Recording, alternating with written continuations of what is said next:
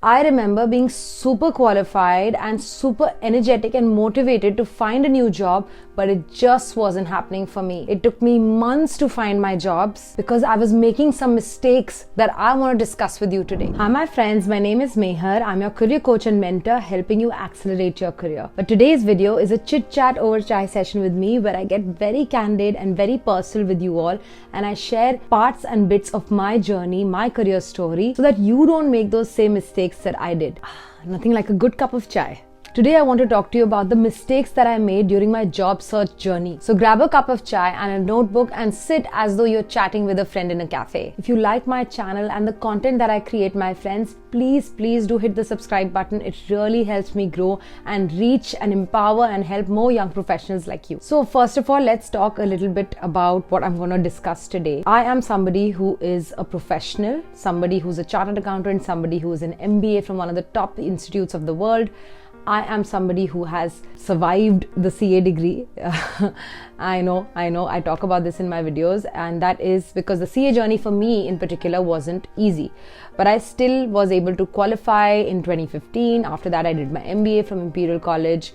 But through this journey, everything may seem very good on paper, but there were some mistakes that I was making, especially when I was looking for a job. I pivoted my career a couple of times. I've changed countries as well. So the career switches and the country switches have not been easy, and that has taken a toll on me, my mental health, my anxiety levels, my stress levels, all when I thought that I was doing the job search in the right way possible, but I was making these mistakes that I don't want you to make, and I'm going to share with you. I worked in the corporate world across small, medium, large companies for 8 years. So I have changed jobs very frequently. I have given interviews, and now that I'm an employer, I run my own company, my own business. I see that many students make these mistakes as well. And why my strategies work for my students is because I've been in their positions and I've made those mistakes and I've learned from them, and now I'm teaching them those tricks, those hidden strategies that I had no idea about. And that's why so many of you, through my reels, through my content, through my workshops, have been able to land jobs. I would say around thousands of you have got jobs, and that makes me so grateful that I'm able to impact and help the lives of so many people. There couldn't be a better job for me now. So let's come straight to the point. What were the job search mistakes that I was making? My friends, I can't tell you how I was just making random applications, irrelevant applications to irrelevant positions that I was not even interested in working at. So companies that seem very glorified, that I thought I wanted to be a part of, I just randomly applied. And what did it lead to? It led to me not giving it my 100%, not researching about the company, not giving it my heart and soul in the interview process, and hence not getting a job. I can even name a few companies for you. When I started my CA journey, I was trying to get through all the big fours, PwC, EY, but I did not hear back from them. But I did eventually end up working at KPMG. Then when I was looking for a job post-qualification, I was literally going helter-skelter trying to apply everywhere. But then I did eventually end up working at EY. After I finished my MBA, I was looking for a job within the startup world. I did not find anything. I started doing an internship, which eventually turned into a full-time role. And then when I was looking for a strategy consulting position, I was applying to all types of strategy firms. I was applying for all types of strategy roles because I hadn't decided where I exactly wanted to work. And that leads to confusion. That leads to having a broader vision but not a laser focused vision. When we have a laser focused vision, when we have a list of target companies, then we know we're going to give our best to these applications instead of making 100 applications. I wouldn't say that I wasn't busy. I was busy. I was making those applications, but it wasn't leading to anything fruitful because I was just randomly applying, going on LinkedIn and pressing the easy apply button without taking out the time to actually get to know the recruiter, get to know the company before making and submitting my application. And that's the number one mistake that I would want you to avoid. The second mistake that I made was that I started taking rejection very personally. Like I said, I have given my enough share of interviews, but not everything was a positive response, right? For example, for Uber, I went through at least 3 stages of interviews where there was an HR round, then there was an aptitude test, and then there was a final round, but I did not make it after that. And because I had this internal pressure, I created this internal pressure on myself that I need to get a job ASAP. I started taking this rejection or many other rejections very personally.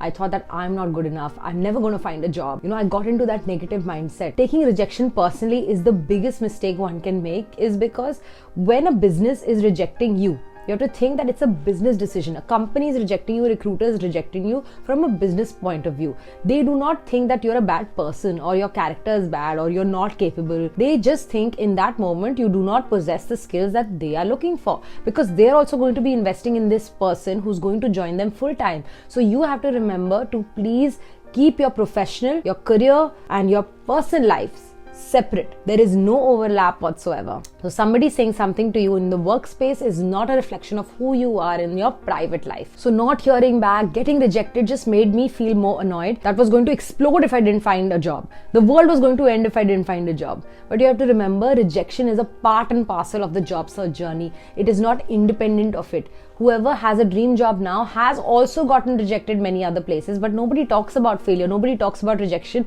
But I'm telling you, I have been rejected, I have failed, I have made so many mistakes in my career. It's completely alright. It's a part and parcel of success. Failure and success go hand in hand. If you want to avoid making these mistakes, please do make sure you sign up for my workshop called Grab Your Dream Job in 2023, where I'm going to share with you tips, tricks and my strategies which will help you accelerate your career and make you get the job that you deserve. You can sign up through the link in the description below. Third mistake that I made, and my friends, I'm being very honest here, is that I did not network enough. I was recording a podcast episode very recently and the guest speaker said, only the work that we do will get us all the merit and all that we deserve. But that's not the case. He talked about something called social capital. 80% of our progress in our careers is made through the contacts, the network that we build around us. So that could be with ex-classmates, ex-colleagues, friends of friends. These are people in our network that we need to tap into, but we do not very often, and that's the mistake that I made. Initially, I was so shy of asking others for help and I did not have the courage to do so.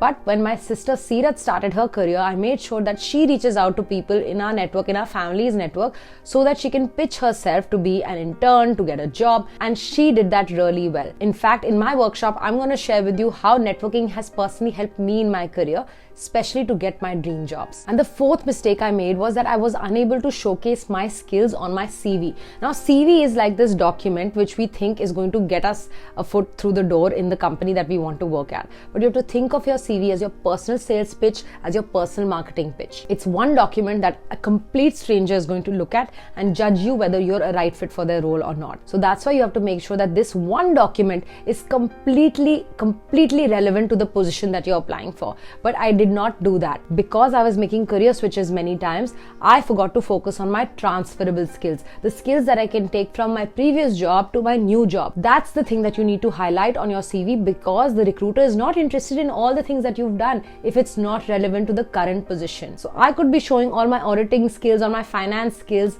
but that's not going to get me a job in a brand management company, because if I don't show what I've done that will help them, why would they invest in me? Why would they believe in me? The fifth mistake that I made, and I hope you don't make, is I constantly started doubting myself. I started downplaying myself. Like I said, I took rejection very personally, but that started having an effect on my mental health. I constantly started to think about myself in a negative light, that I wasn't capable of achieving great things, that I will never be able to find my dream job, or any job for that matter. It was self-induced stress. But it all comes down to our mindset. What are we telling ourselves on a daily basis? That is the difference between high performers and average performers. High performers believe in themselves. They know that they can do it, and then they go and get it done. So they believe and then they put work into it. It's a bit of both. Discipline and consistency, but also the faith that I will be able to achieve these things that I want to achieve. So if you're having such thoughts, please my friends, remember that you are capable of getting any job that you want to get. Yes, it's about setting realistic goals, but also having those dream companies that we want to work at. I talk to a lot of students who say, ma'am, I don't know what I want to do next. Well, in that case, a mentor or coach will not be able to help you, because that comes from self-reflection. What do you want to do? What interests you have? What are your strengths? What do you believe in? What kind of companies you want to be a part of? Where do you see yourself succeeding? Where do you see your career going? These are the questions you need to ask yourself, so that you make the applications at the right positions, at the right time, at the right companies. And then there's no turning back. When you're focused and you target only a few companies that you want to actually work at, you will be very happy and you'll feel proud of yourself. Another thing that you may be telling yourself that there are no jobs out there. That's again a myth. There are plenty of jobs. In fact, LinkedIn has also said there has been a rise in the number of open positions on their platform. So saying that there are no jobs or I won't be able to get a job, the competition is fierce, the world is out to get me, other people are better than me, these are all limiting beliefs that we are feeding into our brain. You are capable of carving an opportunity for yourself, just like everybody else is. Please believe in yourself and don't make this mistake that I did. Now that I'm following a career path that is so aligned to my passion, I love working. I love doing what I do because I'm able to help students like you. And if you want more of my support, please make sure you sign up for my workshop. It's on 29th of January. Please don't miss out. I'm waiting to see you there. But until then, keep working hard, keep smiling and believing in yourself because nobody else will unless you do. I hope to see you on Sunday. Bye.